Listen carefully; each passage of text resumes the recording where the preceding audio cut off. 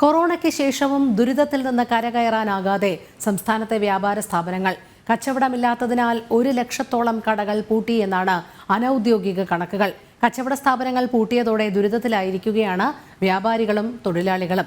കോഴിക്കോട് നിന്നും ആനന്ദ് പുത്തൂർ ചേരുന്നു. ആനന്ദ്, നമുക്കറിയാം കൊറോണ കാലം എത്രത്തോളം ദൗർഭാഗ്യകരമായിരുന്നു വ്യാപാരികളെ സംബന്ധിച്ചിടത്തോളം എന്ന്.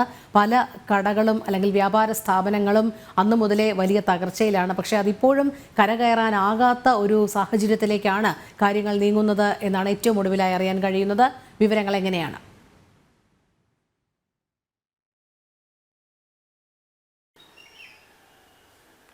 തീർച്ചയായും രോഹിണി, നമ്മുടെ പ്രതിനിധി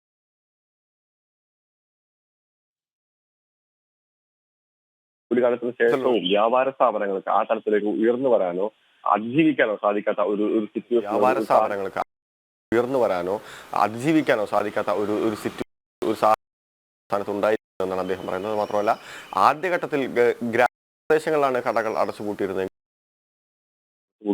ഒരു സാഹചര്യം ഉണ്ടായിരിക്കുന്നു. ഏകദേശം 1 ലക്ഷത്തോളം കടകൾ സംസ്ഥാനത്ത് കോവിഡിന് ശേഷം അടച്ചു പൂട്ടിയിട്ടുണ്ടെന്നാണ് അനൌദ്യോഗികമായിട്ടുള്ള കണക്കുകൾ പോലും പറയുന്നത്. ഈ ചെരുപ്പ് കടകൾ, ഫാൻസി കടകൾ, ടെക്സ്റ്റൈൽസ്, ഫർണിച്ചർ തുടങ്ങിയ പ്രധാനപ്പെട്ട നിർമ്മാണ മേഖല അടക്കമുള്ള ബന്ധപ്പെട്ട സ്ഥാപനങ്ങളാണ് കൂടുതൽ ആഴത്തിൽ പ്രതിസന്ധി നേരിടുന്നതായിട്ട് നമുക്ക് അറിയാൻ വേണ്ടി കഴിയുന്നത്.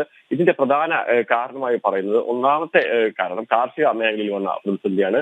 നാണ്യ വിളകൾക്ക് വില ഇടിഞ്ഞത് സാധാരണക്കാരന്റെ വാങ്ങൽ ശേഷി കാര്യമായി തന്നെ ബാധിച്ചിട്ടുണ്ട്. മാത്രമല്ല, കോവിഡിന് ശേഷം വിദേശത്ത് ജോലി ചെയ്യുന്ന ആളുകൾ ഏകദേശം തിരിച്ചു പോകാൻ സാധിക്കാത്ത ഒരു അവസ്ഥയുണ്ടായിരിക്കുന്നു. ഇത് സ്വാഭാവികമായിട്ടും അവിടുത്തെ അവരുടെ അവസരങ്ങളെ വിദേശ നാണ്യം കേരളത്തിലേക്ക് വരുന്ന ഒരു സാഹചര്യത്തിൽ ഇടിവുണ്ടാക്കുകയും ഇത്തരം ആളുകൾ വീണ്ടും മറ്റു ജോലികളിലേക്ക് കടന്ന് പോകുന്ന ഒരു സാഹചര്യം ഉണ്ടാക്കിയതും ഇത്തരത്തിലുള്ള സാമ്പത്തിക ശേഷിയെ കാര്യമായിട്ട് തന്നെ ബാധിച്ചിട്ടുണ്ട്. ഓൺലൈൻ വ്യാപാര സ്ഥാപനങ്ങളും വമ്പൻ സൂപ്പർ മാർക്കറ്റുകളും തീർച്ചയായും ഒരു മുഖ്യ ഭീഷണി ആയി തന്നെയാണ് ഇവർ പറയുന്നത്. എങ്കിൽ കൂടി സംസ്ഥാന സാമ്പത്തിക പ്രതിസന്ധിയാണ് അടിസ്ഥാനപരമായി ഇത്തരത്തിലുള്ള ഒരു പ്രശ്നത്തിന്റെ രൂക്ഷമാക്കിയത് എന്ന് തന്നെയാണ് ഇവർ പറയുന്നത്. സർക്കാർ അതിനു വേണ്ട അനുബന്ധമായ നടപടികൾ സ്വീകരിച്ചുകൊണ്ട് ഈ ഒരു മേഖലയെ, വ്യാപാര മേഖലകളെ പുനരുദ്ധീകരിക്കണം എന്ന് തന്നെയാണ് അവരുടെ ഒരു ആവശ്യം. ശരി, ആനന്ദ് പുത്തൂറാണ് കോഴിക്കോട് നിന്നുള്ള വിവരങ്ങൾ നൽകിയത്.